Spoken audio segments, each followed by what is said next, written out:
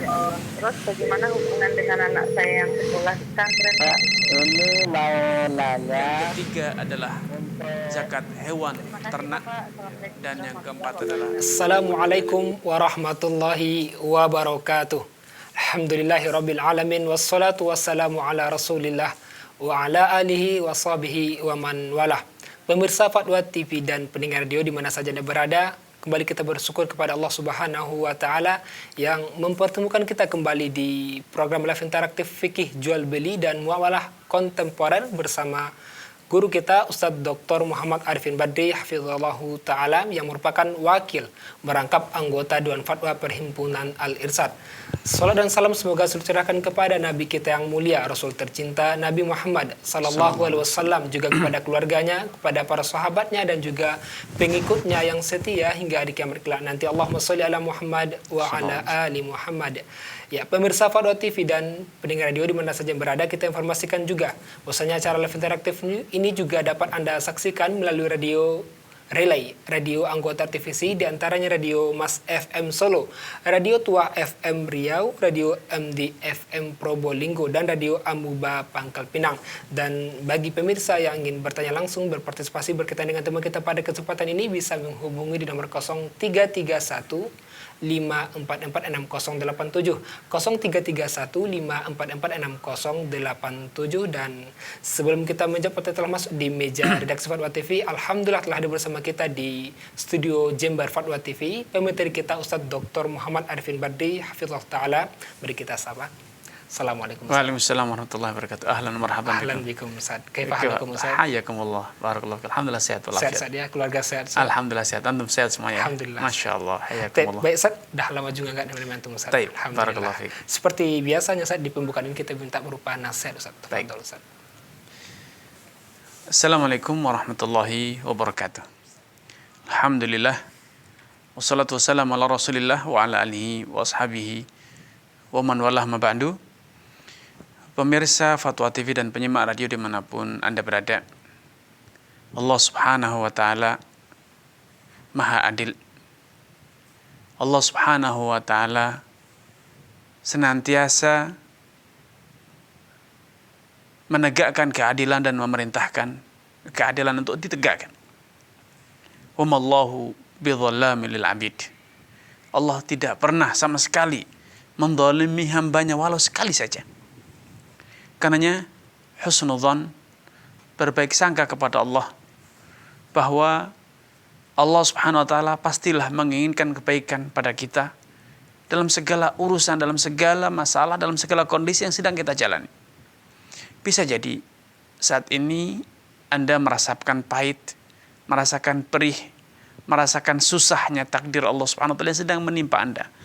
Tetapi bila Anda sejenak duduk, bila Anda sejenak merenung, niscaya Anda akan menemukan beribu-ribu hikmah, beribu-ribu manfaat dari berbagai takdir yang Allah timpakan kepada Anda. Karena sekali lagi, Allah tidaklah mentakdirkan sesuatu kecuali yang terbaik untuk Anda. Hanya saja kita memandang takdir baik itu dari sisi yang negatif. Memandang takdir yang baik itu dari sisi yang salah. Akhirnya yang baik nampak buruk, kenikmatan nampak sebagai derita, dan kemudahan kita anggap sebagai kesusahan. Semua itu akibat dari kebodohan kita, keterbatasan kita. Ya, bagaikan dalam kehidupan sehari-hari, seorang anak yang menangis, merengek, merasa sakit, merasa sedih, merasa ditekan, dikekang oleh orang tuanya, yang menginginkan orang tuanya untuk sekedar mandi, beristirahat, tidur, bahkan makan pun, anak-anak itu karena bodohnya mereka menangis, merengek, merasa orang tuanya mengekang kebebasan anak, memaksa, menyusahkan, padahal apa yang diperintahkan? Diperintahkan untuk makan, diperintahkan untuk tidur, diperintahkan untuk mandi, diperintahkan untuk cuci tangan. Sang anak karena kebodohannya, karena menuruti nafsunya yang ingin bermain, ingin terus tetap bermain dengan kawannya, menganggap bahwa orang tuanya jahat, orang tuanya mengekang kebebasannya. Padahal kebaikan untuk sang anak itulah alasan, motivasi sang ayah, sang ibu memerintahnya untuk mandi, memerintahkannya untuk tidur, memerintahkannya untuk beristirahat, makan, dan lain sebagainya. Tapi sekali lagi, kebodohan, kepicikan, dan kedangkalan nalar sang anak. Kondisi itu terjadi, ya, pada diri kita dengan takdir Allah Subhanahu wa taala, karena kebodohan dan keterbatasan kita. Kita tidak mampu menangkap, kita tidak mampu menganalisa dan menyaksikan secara langsung hikmah-hikmah yang besar yang sedang Allah siapkan untuk kita. Tujuan-tujuan besar yang Allah sedang persiapkan untuk kita. Akhirnya kita menganggap bahwa takdir yang sedang menimpa kita itu pahit, menyakitkan, menyusahkan. Padahal sejatinya itu adalah tahapan yang harus kita lalui untuk kita mendapatkan kenikmatan yang besar. Karena itu Allah Subhanahu wa taala dalam hadis qudsi menjelaskan, faman radiya falahu ridha wa man sakhita falahu sukht. Siapapun yang berlapang dada, selalu mampu memposisikan diri pada sudut yang positif, memandang takdir Allah itu selalu baik, pasti baik, walaupun sesaat terasa menyusahkan, mengekang kebebasan, menjadikan kita merasakan pedih dan perih. Tetapi kalau kita memandangnya dari sisi yang positif, percayalah, takdir itu akan segera membuka tabir berjuta-juta kenikmatan, berbagai kebahagiaan yang akan kita rasakan.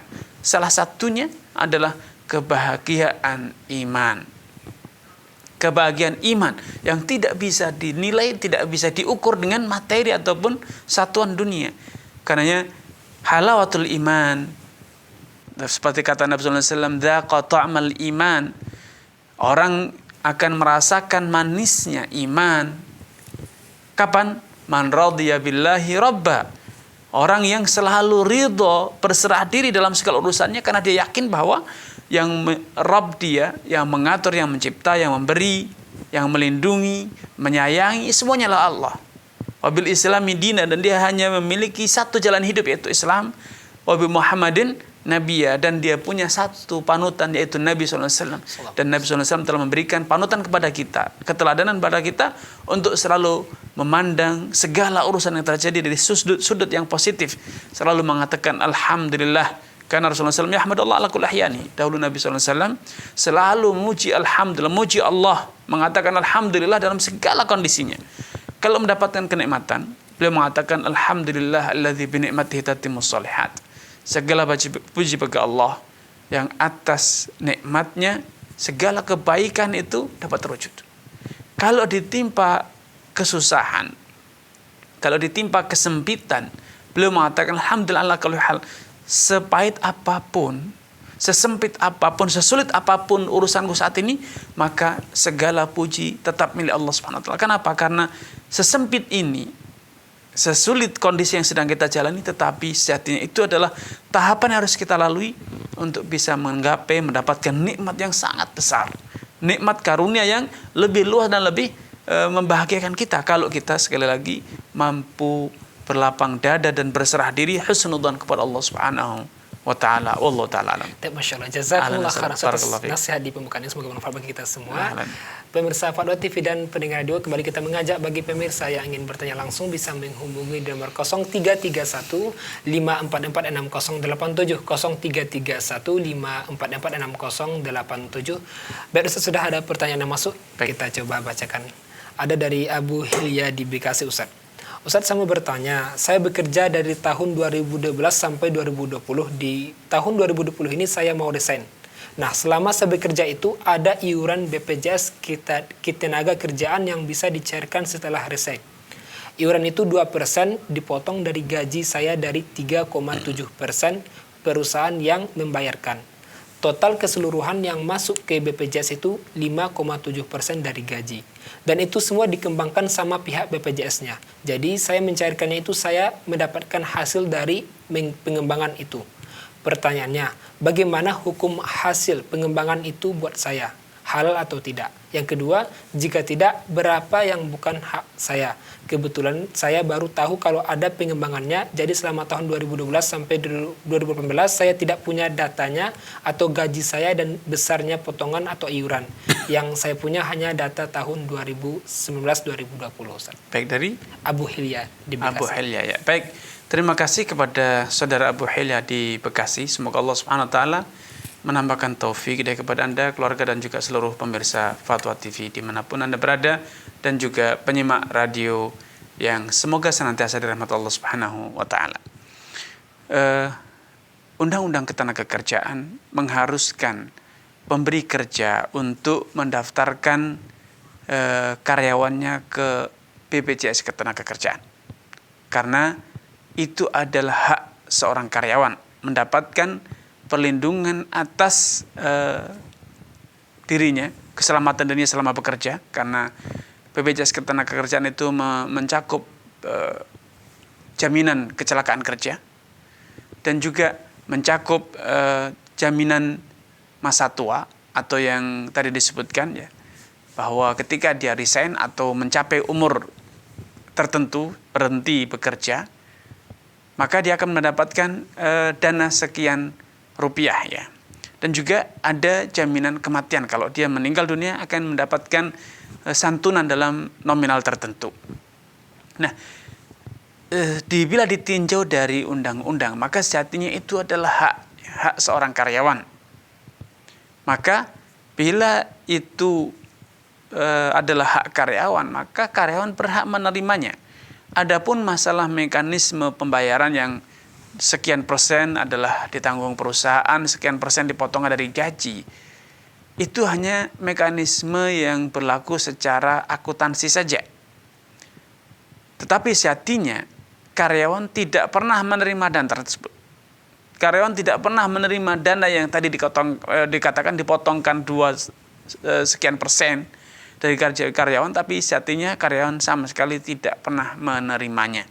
Nah, sehingga dengan demikian, kalaupun perusahaan itu menyerahkan semua gaji tanpa potongan, maka perusahaan atau dalam hal ini secara aturan perusahaan masih tetap berkewajiban memberikan jaminan masa tua, jaminan kecelakaan atas tenaga kerja dan lain sebagainya. Makanya dalam hal ini para ulama menfatwakan bahwa jaminan-jaminan semacam ini yang itu merupakan fasilitas, sekali lagi saya garis bawahi, ini adalah sebuah fasilitas dan kewajiban perusahaan untuk memberi kepada karyawannya. Adapun masalah perusahaan kemudian mengikuti mekanisme yang di perusahaan BPJS ataupun dahulu jam sostek ya, atau yang lainnya, maka itu adalah faktor kebijakan manajemen ya, dan secara hukum insya Allah halal untuk diterima secara utuh, baik pokoknya yang merupakan potongan-potongan tadi ataupun pengembangannya, insya Allah halal untuk digunakan dan bukan haram, karena itu adalah hak karyawan yang diamanat oleh undang-undang atas kepada pemberi pekerjaan. Wallahu taala alam. Penjelasannya demikian, yang bertanya semoga bisa dipahami. Baik, Ustadz, ada telepon yang masuk, kita coba sapa. Assalamualaikum Fatwa TV. Assalamualaikum Ustaz. Waalaikumsalam warahmatullahi wabarakatuh. Bersama siapa, di mana? Dari Abu Rafiq, Bukit Tinggi. Iya, Abu Rafiq, silakan Abu Rafiq.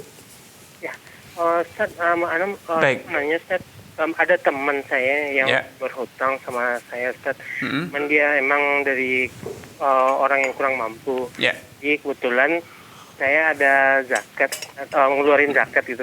Yang mau saya tanyain tuh, zakat yang saya keluarin itu rencananya misalnya saya mau kasih ke teman saya itu Ustaz, nanti dari zakat itu nanti dia bayarin lagi ke saya sebagai hutang dia yang sebelumnya yang belum bisa dia lunasin itu, apakah boleh Ustaz? Baik, sudah cukup Abu Rafiq? Cukup. Baik. Assalamualaikum. Waalaikumsalam warahmatullahi wabarakatuh. Baik ya, terima kasih kepada saudara Abu Rafiq atas kebersamaannya. Semoga Allah SWT menampakkan taufik kepada Anda, keluarga dan juga seluruh pemirsa Fatwa TV dan penyimak radio dimanapun Anda berada. Bila Abu Rafiq betul-betul menyerahkan zakat itu tanpa syarat, ketika tanpa syarat betul-betul pemanfaatan dana zakat itu adalah sepenuhnya kewenangan penerima zakat. Adapun kemudian dia menggunakan dana itu untuk bayar hutang, baik hutang kepada profit kepada yang lainnya, maka tidak masalah. Tetapi ketika di persyaratan ini saya beri zakat Anda, tapi bayarkan hutangnya kepada saya, maka ini tidak boleh. Maka ini tidak boleh menurut pendapat yang lebih kuat. Walaupun ini masalah yang kontroversi di kalangan para ulama. Tetapi pendapat yang lebih kuat dalam hal ini, Abu Rafiq tidak boleh ya memaksa orang yang belum mampu bayar hutang, karena Abu Rafiq punya kewajiban memberi tangguh ya. Wa in kana dzu usratin fa nadhiratun al-masarah. Kalau yang berhutang itu dalam kondisi kesusahan, maka pihak kreditur wajib hukumnya memberi tangguh. Nah, tapi kalau ternyata dengan zakat yang kita berikan, kemudian saudara kita tadi menjadi mampu membayar hutang karena memang tidak ada kebutuhan lain ya, yang lebih prioritas, lebih urgen dibanding bayar hutang, maka tidak masalah kalau ternyata kemudian dari dana itu pihak yang berhutang tadi melunasi piutang kita ya. Tapi kuncinya jangan bersyarat bahwa dengan uang zakat ini bayar hutang saya. Tidak. Serahkan penggunaannya kepada dia seutuhnya. Dan kalau ternyata dia bayar hutang lagi kepada kita, maka boleh diterima. Wallahu ta'ala alam. Jazakumullah khairan atas penjelasannya. Demikian Abu Rafiq di Bukit Tinggi, semoga bisa dipahami. Baik, Masya Allah, ada pertanyaan atau penelpon yang keduanya kita coba sapa. Assalamualaikum Fatwa TV. Waalaikumsalam warahmatullahi wabarakatuh. Bersama siapa di mana? Dari Abu Hakam di Jawa Timur. Ya, silakan Abu Azam. Hakam. Baik, jazakallah khairan. Ya. Apa Ustaz, ana sempat kerjasama dengan kawan gitu Ustaz. Ini Abu Hakam ya? Nah. Silakan.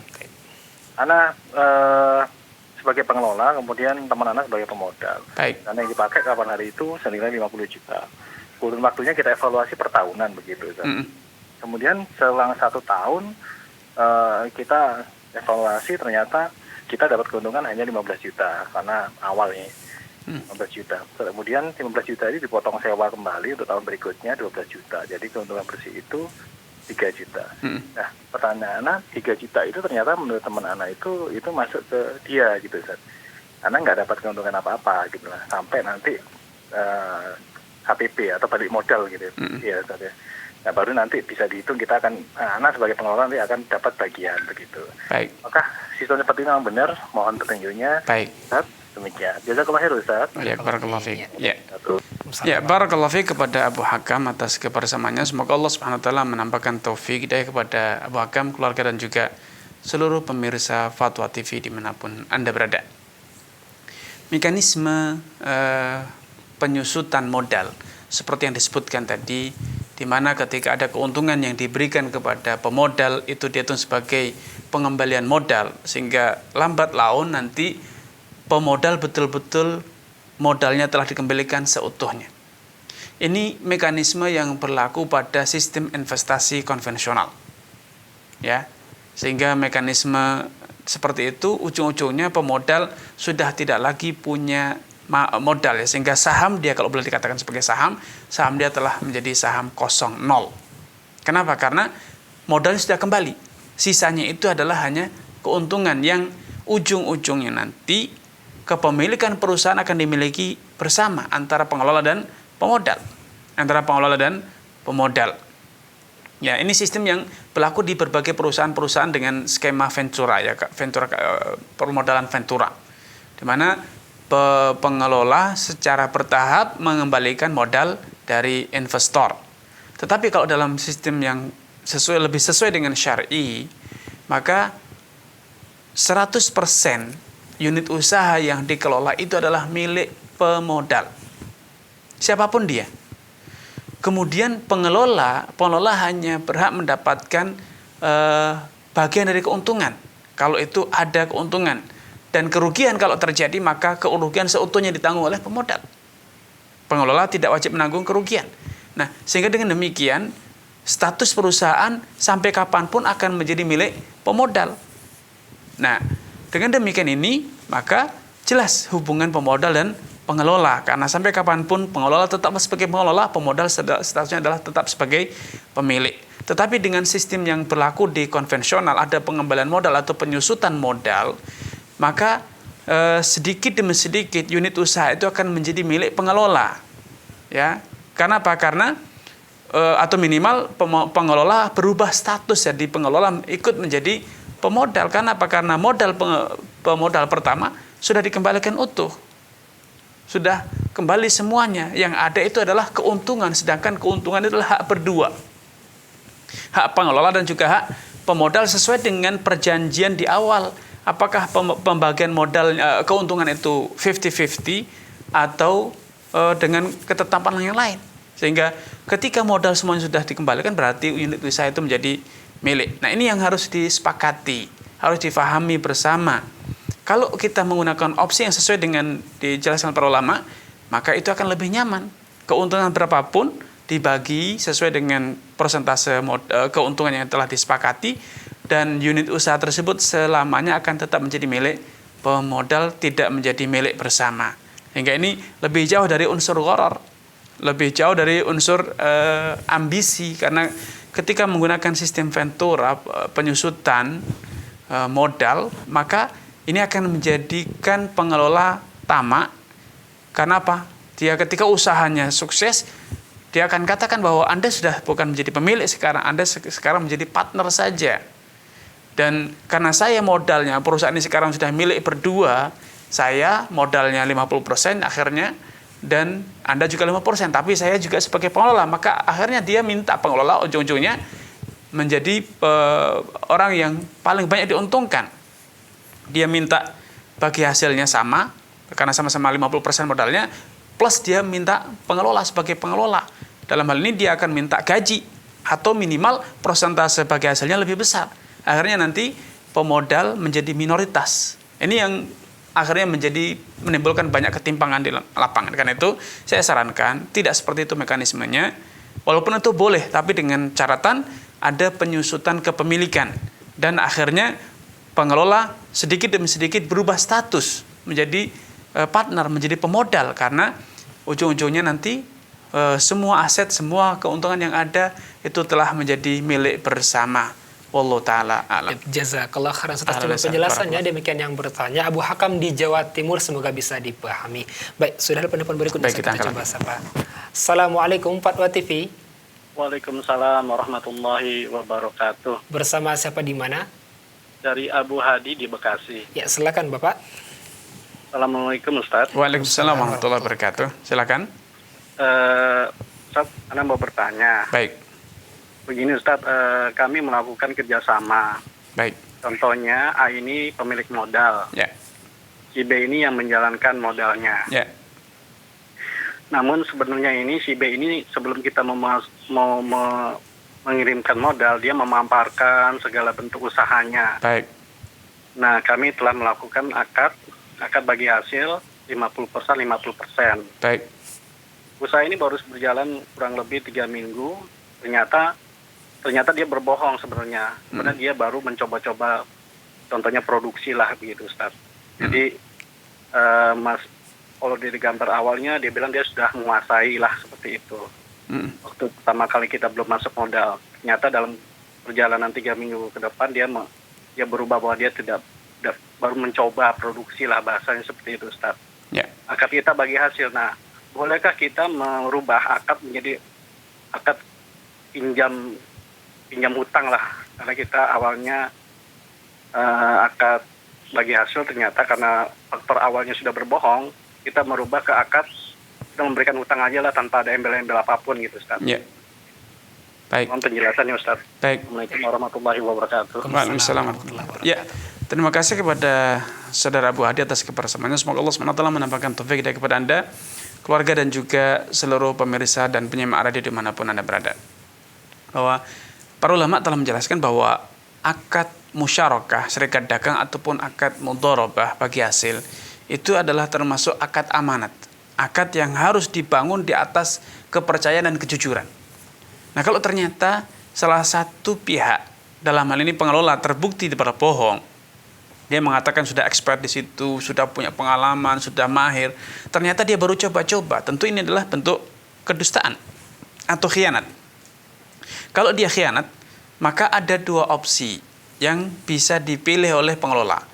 Bahwa kalau terjadi kerugian karena terbukti kerugian itu karena dia memang belum pengalaman, belum mahir, maka pengelola boleh dibebani mengganti rugi. boleh dibebani mengganti rugi, karena kerugian itu muncul karena dia tidak mahir, karena dia tidak pandai, padahal dia sebelumnya sudah presentasi, dia sudah mahir di situ. Sehingga kalau terjadi kerugian dibebankan kepada pengelola.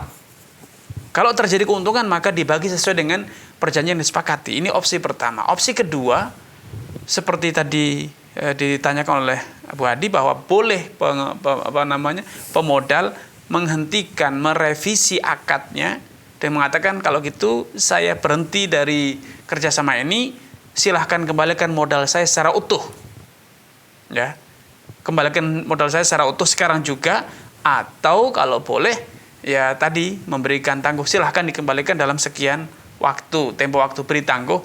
Tapi intinya pemodal tidak lagi mau ikut menjadi pemodal, tetapi meminta agar dananya dikembalikan secara utuh, baik seketika dikembalikan utuh ataupun secara bertahap atau dikonversi menjadi akad utang piutang. Kenapa? Karena terbukti pengelola khain, berkhianat dalam hal ini. Rasulullah SAW telah bersabda, laisa li'irkin zalimin haqqun.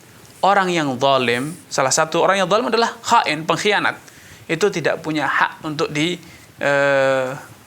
artinya kepentingan dia menjadi bersifat sekunder. Yang diprioritaskan adalah kepentingan orang yang dizalimi. Sehingga di sini hal ini yang berhak menentukan sikap adalah pemodal, karena dalam hal ini pemodal telah dikhianati atau ditipu. Wallahu taala alam. Jazakallah khairan atas penjelasannya. Demikian Abu Hadi di Bekasi, semoga bisa dipahami. Dan sekarang kita beralih di pertanyaan melalui media sosial, Ustaz. Ada dari Ummu Hamzah di Banten, Ustaz. Ustaz, bagaimana hukumnya kalau menyewakan bangunan untuk bank konvensional? Baik, dari Ummu Hamzah. Ummu Hamzah, ya. Barakallahu fiik kepada Ummu Hamzah. Semoga Allah Subhanahu wa taala senantiasa menambahkan taufik hidayah kepada Anda, keluarga, dan juga seluruh pemirsa Fatwa TV dimanapun Anda berada. Allah Subhanahu wa taala telah berfirman, wala ta'awanu 'alal itsmi wal 'udwan. Janganlah tolong menolong dalam perbuatan dosa dan permusuhan. Tidak diragukan bahwa riba itu merupakan objek utama dari kegiatan atau usaha perbankan konvensional.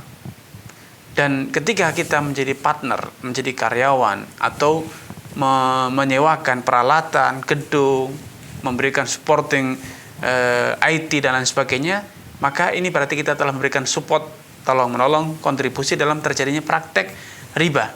Ya, andai kita sedikit revisi pertanyaannya, bolehkah saya menyewakan gedung untuk dijadikan sebagai tempat prostitusi? Semua orang pasti akan menolak, pasti akan mengatakan itu adalah suatu kejahatan, itu adalah bentuk perbuatan yang haram. Padahal Anda sudah tahu bahwa dosa riba itu dosanya lebih besar dibanding dosa zina. Riba yang paling ringan dosanya seperti 36 kali berzina. Bukan karena dosa zina yang ringan, tetapi karena dosa ribanya yang terlalu besar. Kalau semua orang sepakat bahwa menyewakan tempat untuk dijadikan sebagai pusat prostitusi haram, apalagi menyewakan tempat untuk dijadikan sebagai pusat praktek riba, dan itu tentu haram hukumnya. Wallahu taala. Jazakallah khairan atas penjelasannya. Demikian yang bertanya, semoga bisa dipahami. Dan sekarang kita beralih di penelpon yang sudah menunggu. Baik, kita coba sapa. Ya. Assalamualaikum Fatwa TV. Waalaikumsalam warahmatullahi wabarakatuh. Bersama siapa, di mana? Dengan Bapak Indra di Sumatera Barat, Pak. Silakan Bapak Indra. Ya, silakan. Ya. Assalamualaikum Ustaz. Waalaikumsalam warahmatullahi wabarakatuh. Silakan Pak Indra. Ada dua pertanyaan Ustaz. Baik, Pak.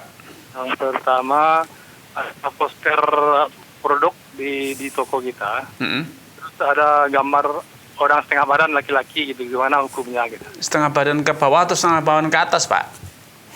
Setengah badan ke atas, Pak. Baik. Kelihatan wajahnya ya? Ya, wajahnya, Pak. Baik. Yang kedua, kita sangat butuh uang.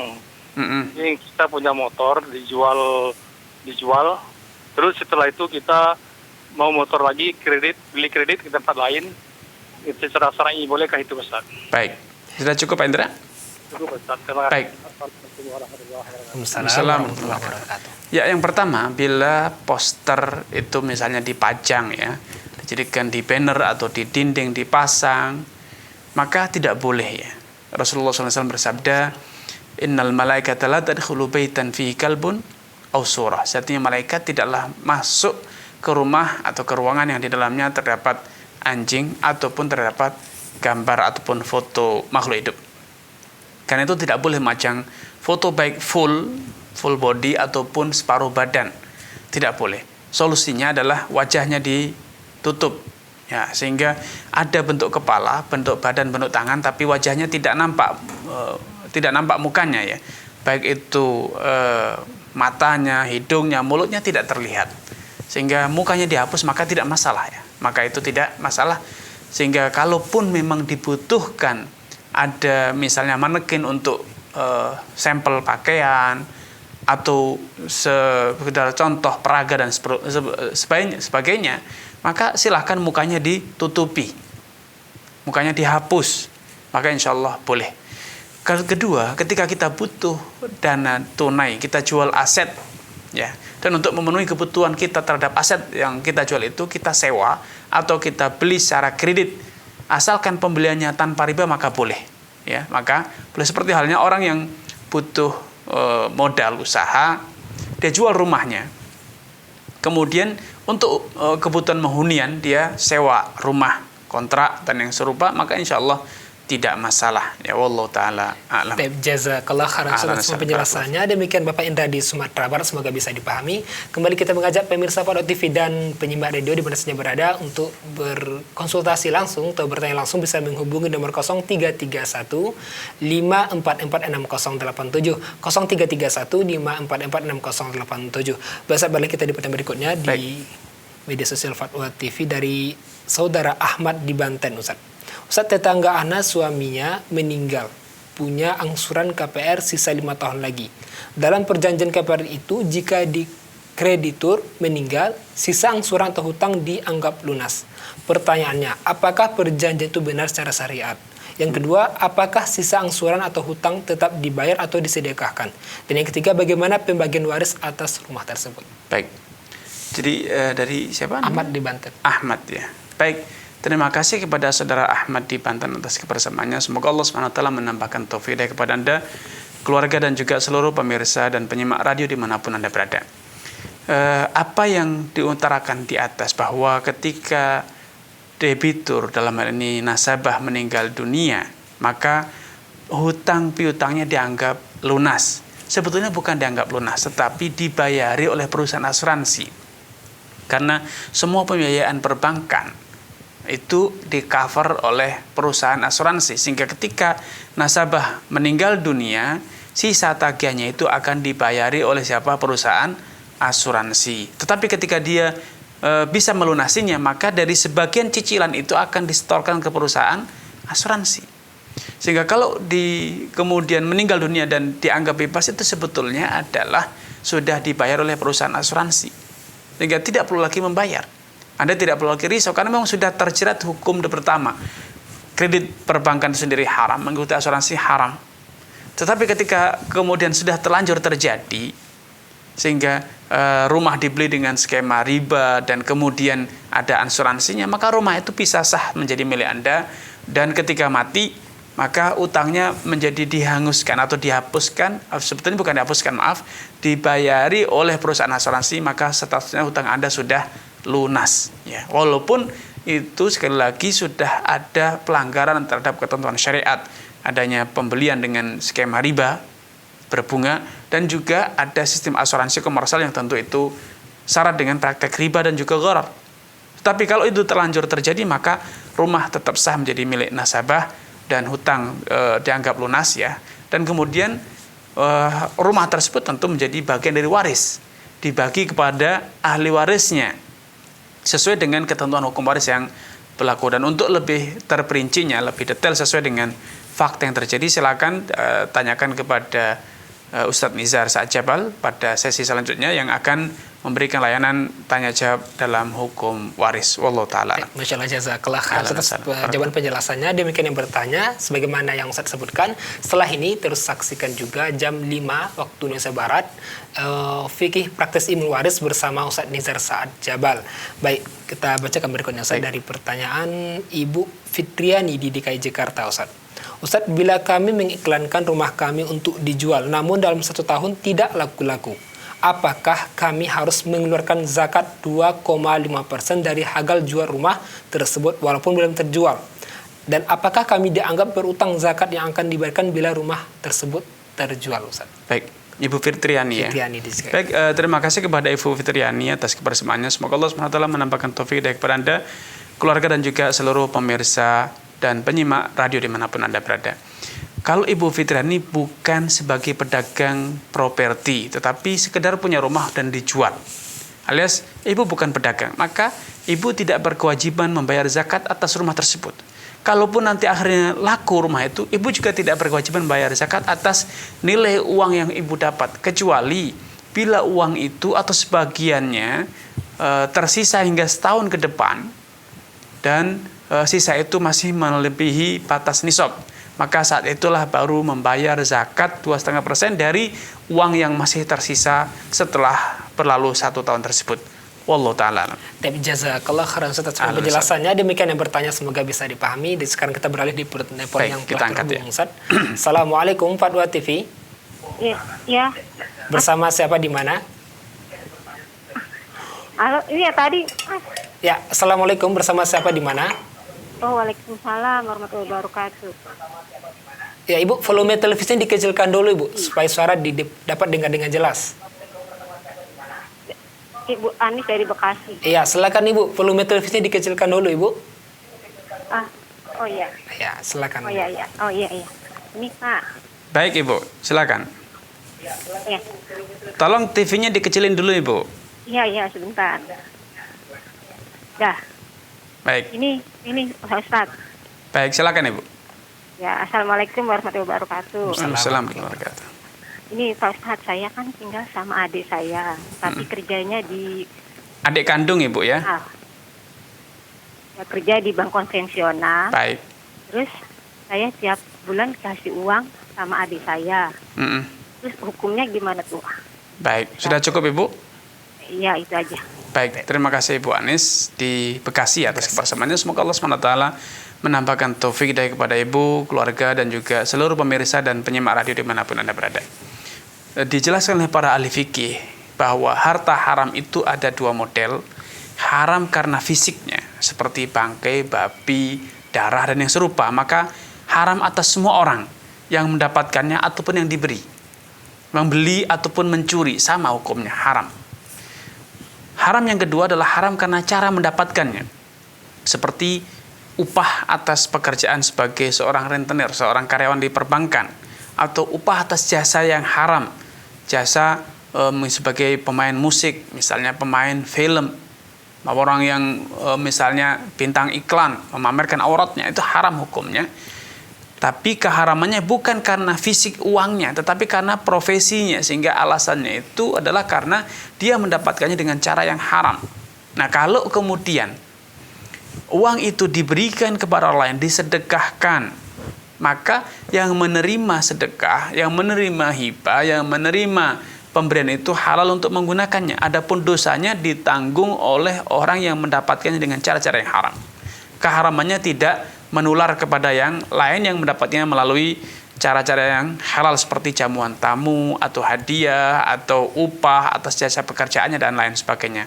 Sehingga dalam hal ini Ibu Anis boleh menerima hadiah itu, tetapi Ibu Anis sebagai keluarga punya kewajiban untuk mengingatkan dan menasihati adiknya agar meninggalkan profesi yang haram tersebut. Allah Ta'ala a'lam. Jazakallah khairan atas penjelasannya. Demikian Ibu Anis di Bekasi, semoga bisa dipahami. Baik, sekarang kita beralih pertanyaan berikutnya Ustaz bersama Ustaz Abu Rosyid di Jawa Barat Ustaz. Baik.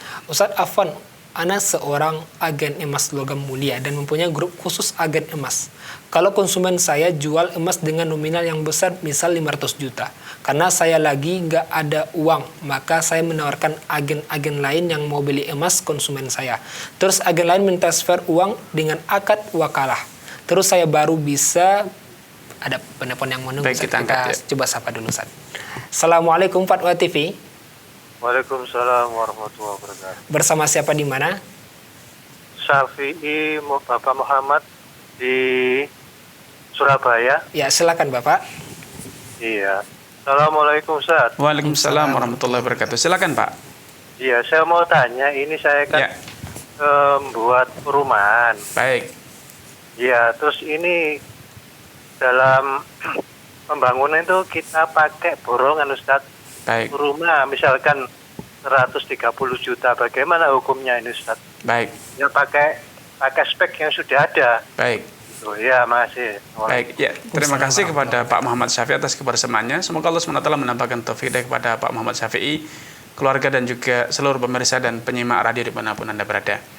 Sistem kerja porongan ataupun per hari atau per unit ya bisa menyelesaikan satu rumah sekian, itu juga masuk kategori porongan ya. Maka itu insya Allah halal asalkan ada transparansi ya. Kriteria bangunan seperti apa, campuran semen dan batu, pasirnya seperti apa, kemudian bahan baku yang lainnya, serta waktu pengerjaan, maka tidak masalah. Kalau itu sudah disampaikan secara terbuka kepada kedua belah pihak, sama-sama mengetahui secara detail, tidak ada yang samar, maka itu insya Allah halal hukumnya dan tidak ada yang perlu dirisaukan. Yang perlu diwaspadai sini adalah pengawasan terhadap realisasi perjanjian kerja. Dari kedua belah pihak ada pengawasan yang dari setiap hari diawasi, setiap saat diawasi agar tidak terjadi miss di kemudian hari sehingga timbul sengketa yang tentu tidak diinginkan oleh kedua belah pihak. Wallahu taala alam. Jazakallah khairan atas penjelasannya. Demikian Abu Muhammad Syafi'i di Surabaya, semoga bisa dipahami. Baik, sekarang kita bacakan soal yang tadi Ustaz. Dari Abu Rosyid di Jawa Barat. Ustaz, ana seorang agen emas logam mulia dan mempunyai grup khusus agen emas. Kalau konsumen saya jual emas dengan nominal yang besar, misal 500 juta. Karena saya lagi nggak ada uang, maka saya menawarkan agen-agen yang lain mau beli emas konsumen saya. Terus agen lain mentransfer uang dengan akad wakalah. Terus saya baru bisa membayar emas konsumen saya. Apa sistem seperti ini bolehkan dalam jual beli emas, Ustaz? Baik, dari siapa? Abu Rosyid di Jawa Barat. Dari Abu Rosyid ya, semoga Allah Subhanahu wa taala menampakkan taufik kepada Abu Rosyid, keluarga dan juga seluruh pemirsa dan penyimak radio dimanapun Anda berada. Bila yang terjadi itu betul-betul wakalah ya. Jadi dari kawan-kawan Abu Rosyid tadi mempercayakan pembelian uang emas itu kepada Abu Rosyid, atau sebagiannya kepada pembelian sebagiannya kepada Abu Rosyid, sehingga mereka transfer dulu kepada Abu Rosyid, kemudian Abu Rosyid membayar kepada penjual. Ya. Konsekuensi dari wakalah itu artinya berarti Abu Rosyid harus transparan apa adanya, sampaikan kepada kawan-kawannya tadi bahwa emasnya kondisinya demikian, harga belinya sekian. Kalau Abu Rosyid minta upah, maka upahnya pun jelas berapa upah yang dia minta dari kawan-kawannya atas pembelian emas tersebut. Ya, tidak boleh ada selisih harga. Atau Abu Rosyid meminta keuntungan selain upah, ya, karena wakalah bil ujrah itu secara hukum boleh. Tetapi konsekuensi wakalah berarti Abu Rosyid harus memberikan data transparan ya, betul-betul apa adanya, tidak ada yang ditutup-tutupi tentang kondisi barangnya, tentang kualitas barangnya, dan kemudian harga belinya, kemudian nominal upah yang dia minta kepada mereka. Kalaupun nanti ternyata mereka bisa mendapatkan keuntungan yang besar, itu adalah keuntungan mereka sebagai pembeli. Adapun Abu Rosyid ya, yang berhak dia dapat hanya sebatas upah yang dia persyaratkan ketika dia menawarkan kepada kawan-kawannya. Wallahu taala alam. Jazakallah khairan atas penjelasannya. Demikian yang bertanya, semoga bisa dipahami. Berikutnya kita bacakan soal dari Bapak Januar di Jawa Barat, Ustaz. Ya. Ustaz, bagaimana hukumnya mendapat pekerjaan dari Bank Syariah di Indonesia? Saya dapat order untuk buat spanduk dari BRI Syariah. Baik. Ya, terima kasih kepada Bapak Januar atas kebersamaannya. Semoga Allah SWT menampakkan taufik kepada Anda, keluarga dan juga seluruh pemirsa Fatwa TV dan penyimak radio dimanapun Anda berada. Sistem perbankan syariah yang ada di negeri kita belum sepenuhnya sesuai dengan konsep syariah. Masih banyak hal yang perlu dikoreksi ya. Salah satunya adalah adanya penyesuaian suku bunga. Kalau kita lihat misalnya suku bunga yang ada di konvensional biasanya itu dijadikan sebagai acuan oleh perbankan syariah untuk memberikan keuntungan kepada investor, nasabah yang menabungkan dananya atau menginvestasikan dananya di perbankan syariah. Demikian pula sebaliknya, suku bunga itu pula yang akan dibebankan atau dijadikan acuan ketika perbankan memberikan pembiayaan kepada nasabah. Dan yang lainnya bahwa ketika perbankan memberikan pembiayaan ataupun modal usaha kepada nasabah, sejak bulan pertama nasabah sudah dibebani cicilan modal dan cicilan keuntungan atau bagi hasil. Padahal bisa jadi realnya dana yang dicairkan oleh perbankan itu belum diputar, belum menghasilkan keuntungan oleh pengusaha. Nah, praktek-praktek semacam ini masih ada di perbankan-perbankan syariah negeri kita. Karena itu kalau memang Anda bisa menghindari, hindarilah. Masih banyak job-job ataupun pekerjaan-pekerjaan, proyek-proyek yang jelas-jelas lebih halal, jelas-jelas lebih jauh dari halal syubhah, ya.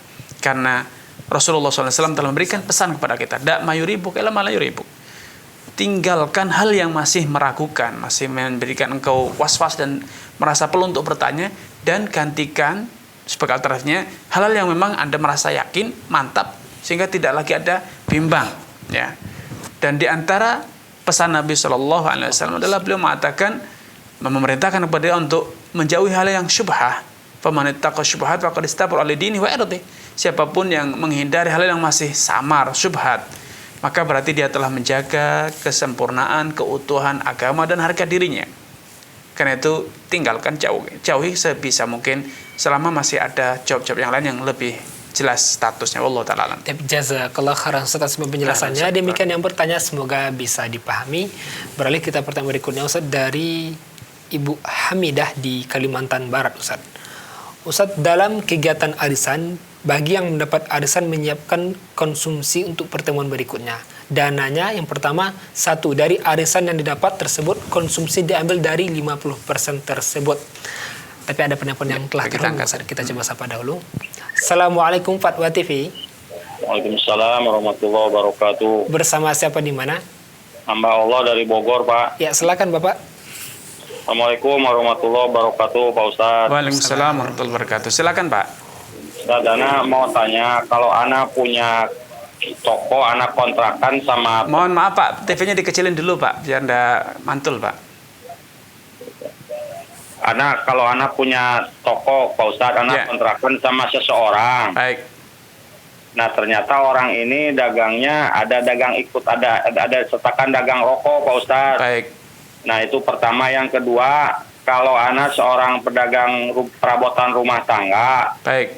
Ana jual-jual umpama kasur yang di situ ada gambar-gambar bernyawanya, gambar-gambar kartun.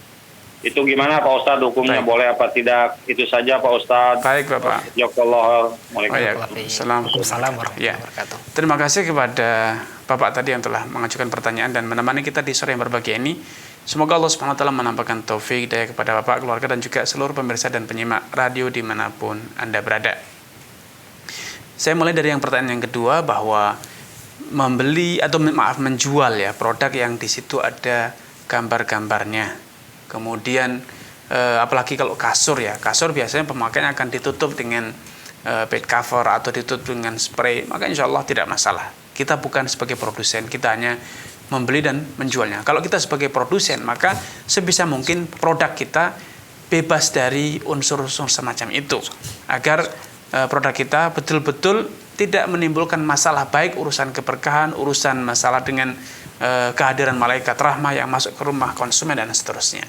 Itu kalau kita sebagai konsumen. Tetapi ketika kita sebagai penjual, maka bukan pilihan kita. Tetapi kalau kita bisa memilih produk yang disortir ya, sehingga produk yang kita jual itu tidak ada unsur-unsur semacam ini, tidak ada gambar salibnya, misalnya tidak ada gambar wanita yang tidak senonoh misalnya, itu harus dilakukan agar kita bisa memberikan produk yang betul-betul baik kepada konsumen kita. Karena salah satu prinsip dalam Islam, ad-dinu nasihah, agama itu adalah nasihat. Nasihat itu artinya berarti masing-masing dari kita berusaha memberi yang terbaik kepada saudaranya, bukan asal untung, tidak, tetapi berusaha memberi yang terbaik kepada sesama muslim.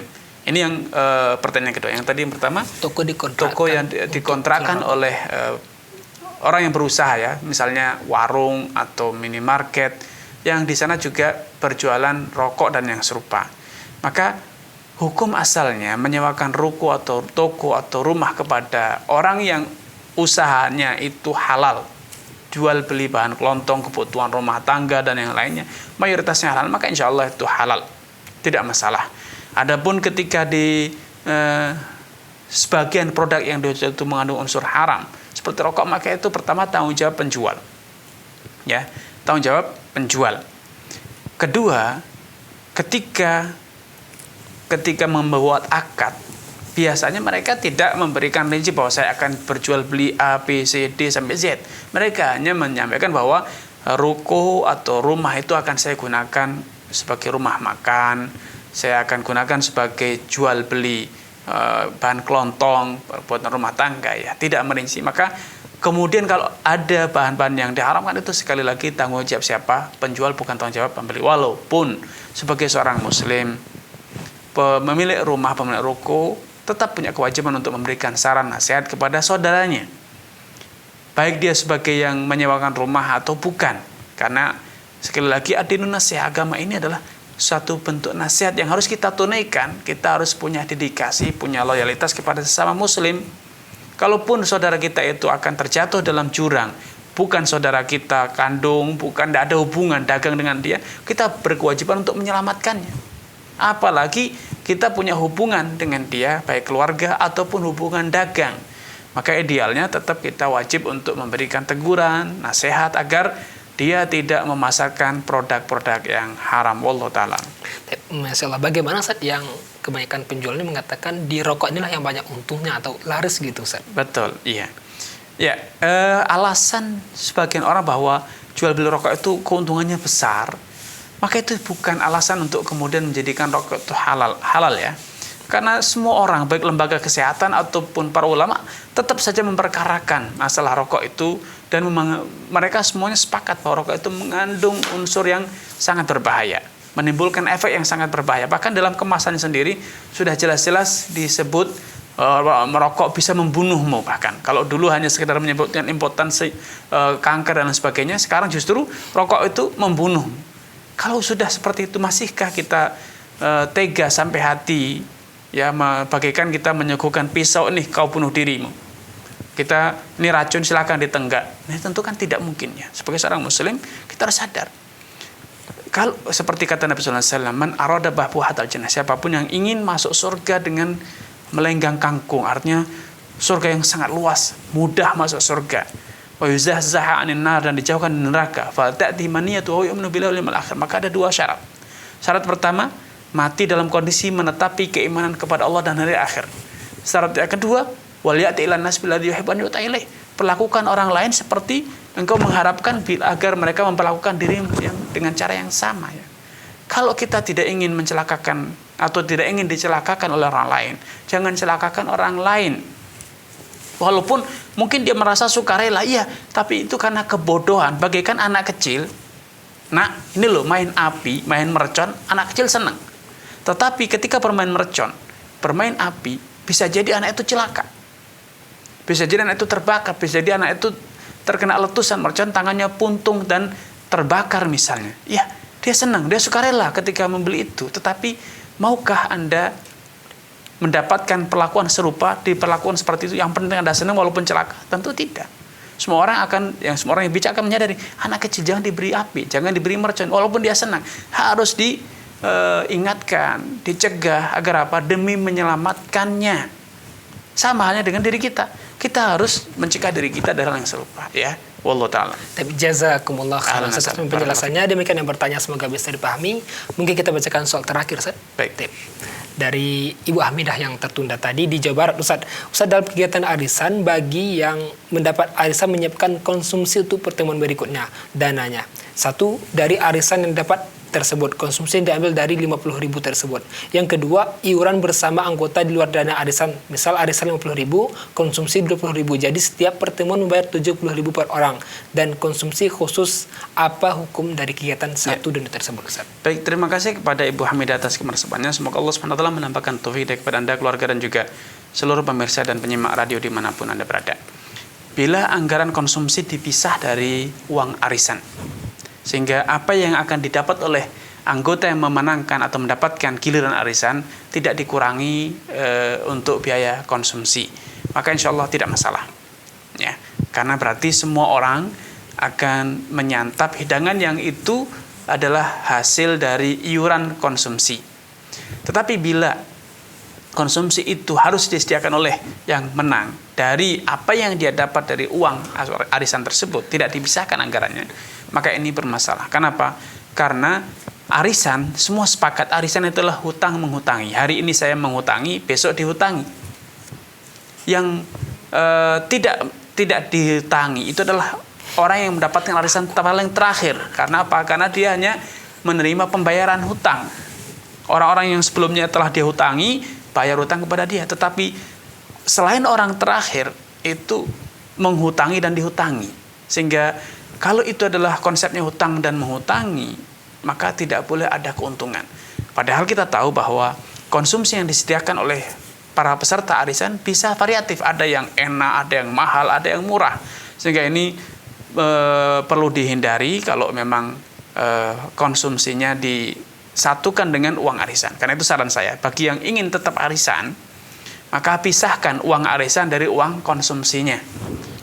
Uang konsumsi misalnya tadi 20.000, arisannya 50.000. Sehingga ketika mereka bersantap ria, mereka itu bersantap ria dari uang konsumsinya. Sedangkan uang yang berputar itu tidak dikurangi untuk biaya konsumsi, sehingga tidak terjadi celah praktek riba. Wallahu ta'ala alam.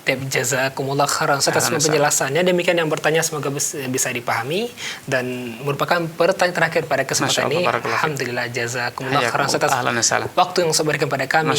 Faedah semoga bermanfaat. Walaupun sekiranya masih banyak pertanyaan belum terjawab, Ustaz. Mudah-mudahan di pertemuan berikutnya insyaallah. Pemirsa Fatwa TV dan pendengar radio, terus saksikan acara live interaktif Fatwa TV setiap hari Senin hingga Jumat setiap pekannya.